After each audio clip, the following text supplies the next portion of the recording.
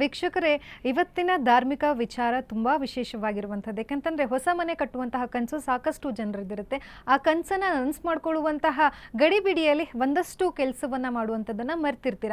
ಈಗ ಹೊಸ ಮನೆ ಕಟ್ಟಿಸೋದಕ್ಕಿಂತ ಮುಂಚಿತವಾಗಿ ಕಾಂಪೌಂಡನ್ನು ಯಾವ ದಿಕ್ಕಲ್ಲಿ ಮಾಡಿಸ್ಬೇಕು, ಅದಕ್ಕೆ ಗೇಟ್ ಯಾವ ರೀತಿಯಾಗಿ ಕೂರಿಸ್ಬೇಕು, ಏನಾದರೂ ಪೂಜೆಯನ್ನು ಮಾಡಬೇಕಾ, ಜೊತೆಗೆ ಮನೆಯ ಬಾಗಿಲಿನ ದಿಕ್ಕು ಯಾವ ಕಡೆಗಿರಬೇಕು, ಈ ಎಲ್ಲ ವಿಚಾರದ ಬಗ್ಗೆ ಹೇಳ್ತಾ ಹೋಗ್ತಾರೆ ಗುರುಗಳು. ಗುರುಗಳೇ, ಈ ವಿಚಾರದ ಬಗ್ಗೆ ನಮ್ಮ ವೀಕ್ಷಕರಿಗೆ ತಿಳಿಸ್ಕೊಡಿ. ಸಾಮಾನ್ಯವಾಗಿ ಮನೆ ಕಟ್ಟುವಂಥ ವಿಚಾರನೇ ತುಂಬ ಮಹತ್ವಪೂರ್ಣವಾಗಿರುವಂಥದ್ದು. ಒಬ್ಬ ಮನುಷ್ಯನ ಜೀವನದಲ್ಲಿ ತುಂಬ ವಿಶೇಷವಾಗಿರುವಂಥ ಸಮಯ ಇದು. ಮನೆ ಕಟ್ಟಿ ನೋಡು, ಮದುವೆ ಮಾಡಿ ನೋಡು ಅಂತ ಹೇಳ್ತಾ ಇರ್ತಾರೆ.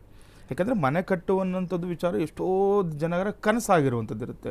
ಸ್ವಂತ ಮನೆಯಲ್ಲಿ ನಾವು ಜೀವನ ಮಾಡಬೇಕು ಅನ್ನೋವಂಥದ್ದು, ಅಥವಾ ಇದೇ ಥರ ಮನೆ ಬರಬೇಕು, ನನಗೆ ಈ ರೀತಿ ಮನೆ ಕಟ್ಕೊಳ್ಬೇಕು, ಇದೆಲ್ಲ ಅನ್ನುವಂಥದ್ದು ಅವ್ರ ದೊಡ್ಡ ಕನಸಾಗಿರುತ್ತೆ ಅಲ್ವಾ.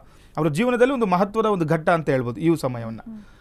ಆದರೆ ಕೆಲವರಿಗೆ ಏನು ಗೊಂದಲಗಳು, ಈಗ ನೋಡಿ ವಾಸ್ತು ಅಂತ ನೋಡಿದಾಗ ಮನೆ ಕಟ್ಟುವಾಗ ಎಲ್ಲರೂ ಕೂಡ ಅನುಸರಿಸ್ತೀರಾ ಎಷ್ಟು ಅಂದರೆ ಒಂದು ನಮಗೆ ಆಯ ಎಷ್ಟಿರಬೇಕು ಅಂತ ನೋಡ್ಕೊಳ್ಳುವಂಥದ್ದು, ಮತ್ತು ಮನೆಗೆ ಬಾಗಿಲು ಯಾವ ಕಡೆ ಇರ್ಬೋದು, ಅಥವಾ ಎಷ್ಟು ಕಿಟಕಿಗಳಿಡಬೇಕು, ಎಷ್ಟು ಬಾಗಿಲಿಡಬೇಕು, ಇದೆಲ್ಲ ಕೂಡ ಸಾಮಾನ್ಯವಾಗಿ ಎಲ್ಲರೂ ಕೂಡ ತಿಳ್ಕೊಳ್ತಾ ಇರ್ತಾರೆ.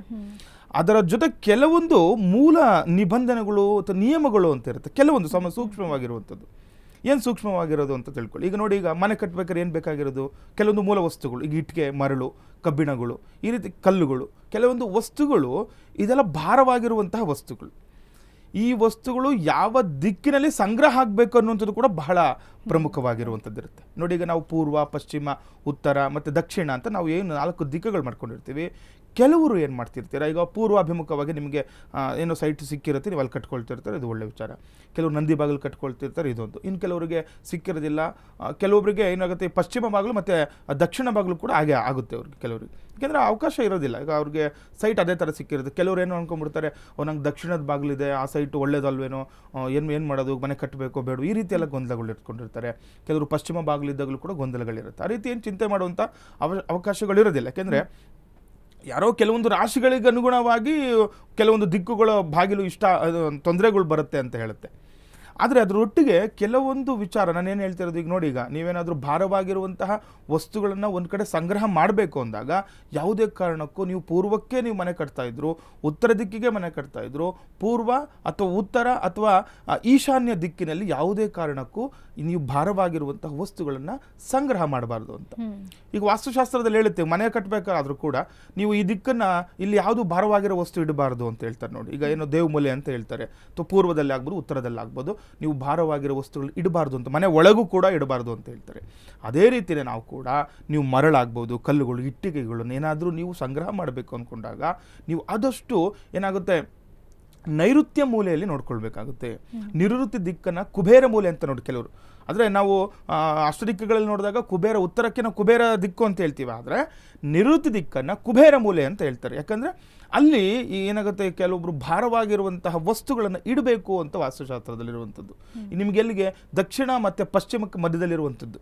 ಅಥವಾ ನಿಮಗೇನಾದರೂ ಅಲ್ಲಿ ಜಾಗ ಇಲ್ಲ ಅಂತಂದರೆ ನೀವು ದಕ್ಷಿಣದಲ್ಲಿ ಹಾಕ್ಕೊಳ್ಬೋದು, ಅಥವಾ ನೀವು ಪಶ್ಚಿಮದಲ್ಲಿ ಹಾಕ್ಕೊಳ್ಬೋದು. ಆದರೆ ಉತ್ತರ ಮತ್ತು ಪೂರ್ವ ಮತ್ತು ಈಶಾನ್ಯದಲ್ಲಿ ಯಾವುದೇ ಕಾರಣಕ್ಕೂ ಈ 3 ದಿಕ್ಕುಗಳಲ್ಲಿ ನೀವು ಯಾವುದೇ ವಸ್ತುಗಳನ್ನು ಸಂಗ್ರಹ ಮಾಡಿಕೊಳ್ಬಾರ್ದು ಅಂತ.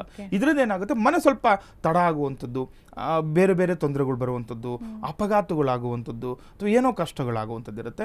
ಇನ್ನು ಕೆಲವರು ಜನರು ತುಂಬ ಜನಗಳಲ್ಲೇ ಒಂದು ಗೊಂದಲಗಳು ಅನ್ಬೋದು, ತುಂಬ ಜನಕ್ಕೆ ಮಾಹಿತಿ ಇದು ಹೋಗೇ ಇರೋಲ್ಲ. ಕೆಲವರು ಕಾಂಪೌಂಡ್ ಕಟ್ಕೊಳ್ಬೇಕು ಅಂತ ನೋಡ್ತಾ ಇರ್ತಾರೆ. ಮನೆಗೆ ಮುಂಚೆ ಯಾವುದೇ ಕಾರಣಕ್ಕೂ ಕಾಂಪೌಂಡ್ ಕಟ್ಕೊಳ್ಬಾರ್ದು. ಇದನ್ನ ಸಾಮಾನ್ಯವಾಗಿ ನೋಡುವಾಗಲೂ ಕೂಡ ಇದು ಒಳ್ಳೆ ವಿಚಾರ. ಯಾಕಂದರೆ ಕಾಂಪೌಂಡ್ ಕಟ್ಕೊಂಡ್ಬಿಟ್ರೆ ಮನೆ ಒಳಗಡೆ ಯಾವ ವಸ್ತುಗಳು ನೀವು ತರಲಿಕ್ಕೆ ಆಗೋದಿಲ್ಲ. ಈಗ ಯಾವುದೋ ಏನೋ ದೊಡ್ಡದು ಏನೋ ಬರ್ತಾ ಇರುತ್ತೆ, ಮನೆ ಒಳಗಡೆ ತೊಗೊಂಬರ್ಬೇಕು ಅಂತಂದರೆ ನೀವು ಆಲ್ರೆಡಿ ಕಾಂಪೌಂಡ್ ಕಟ್ಕೊಂಡಿದ್ರೆ ನೀವು ಮನೆ ಇನ್ನೂ ಮನೆಯೇ ಆಗಿರಲ್ಲ, ಅರ್ಧಂಬರ್ಧ ಮನೆ ಆಗಿರುತ್ತೆ. ಕೆಲವರು ಏನಕ್ಕೋ ಕೆಲವೊಂದು ಕಾರಣಾಂತರಗಳಿರುತ್ತೆ, ಕಾಂಪೌಂಡ್ ಕಟ್ಕೊಂಡ್ಬಿಡ್ಬೇಕು ಅಂದ್ಕೊಂಡ್ಬಿಟ್ಟಿರ್ತಾರೆ, ಕಾಂಪೌಂಡ್ ಆಗ್ಬಿಡ್ಲಿ ಮೊದಲೇ ಅಂತ. ಅದು ತಪ್ಪಾಗಿರುತ್ತೆ, ಒಂದು ವಿಚಾರ. ಇನ್ನೊಂದು, ಕಾಂಪೌಂಡ್ ಕಟ್ಟುವಾಗ ಕೆಲವರು ತುಂಬ ದೊಡ್ಡ ಗೊಂದಲ, ಎಲ್ಲಿ ನಾವು ಗೇಟ್ ಇಟ್ಕೊಳ್ಬೇಕು, ದ್ವಾರ, ಕಾಂಪೌಂಡ್ ದ್ವಾರ ಎಲ್ಲಿರಬೇಕು, ನಾವು ಎಲ್ಲಿಂದ ಪ್ರವೇಶ ಮಾಡಬೇಕು, ಎಲ್ಲಿದ್ರೆ ಒಳ್ಳೆಯದು, ಇದು ಕೂಡ ತುಂಬ. ಯಾಕಂದರೆ ಯಾರೋ ತಿಳ್ಕೊಳ್ಳೇಬೇಕಾಗಿರುವಂಥ ವಿಚಾರ. ನೀವು ಎಲ್ಲೇ ವಾಸ್ತು ಹೋಗಲಿ ಅಥವಾ ಜ್ಯೋತಿಷ್ಯರನ್ನು ನೀವು ಮಾಡಿದಾಗ ಈ ರೀತಿ ಕೆಲವೊಂದು ವಿಚಾರಗಳನ್ನ ತಿಳ್ಕೊಳ್ಬೇಕು. ನೀವು ಬರೀ ಆಯ ನೋಡೋದಷ್ಟೇ ಅಲ್ಲ, ಮನೆ ಬಾಗಿಲು ನೋಡೋದಷ್ಟೇ ಅಲ್ಲ, ನೀವು ಕಾಂಪೌಂಡು ಬಹಳ ಪ್ರಮುಖವಾಗಿರುತ್ತೆ. ಕಾಂಪೌಂಡಿನಿಂದನೂ ಕೂಡ ಆರ್ಥಿಕ ಸಂಕಷ್ಟಗಳು ಬರುವಂಥದ್ದಾಗುತ್ತೆ. ಕಾಂಪೌಂಡ್ ದಿಕ್ಕು ಏನಾದರೂ ಚೆನ್ನಾಗಿಲ್ಲ, ನೀವು ಒಳಗಡೆ ಪ್ರವೇಶನೇ ಚೆನ್ನಾಗಿಲ್ಲ ಅಂತಂದರೆ ನೀವು ಮನೆ ಹೆಂಗೆ ಅಭಿವೃದ್ಧಿ ಆಗುತ್ತೆ? ಅಲ್ವಾ?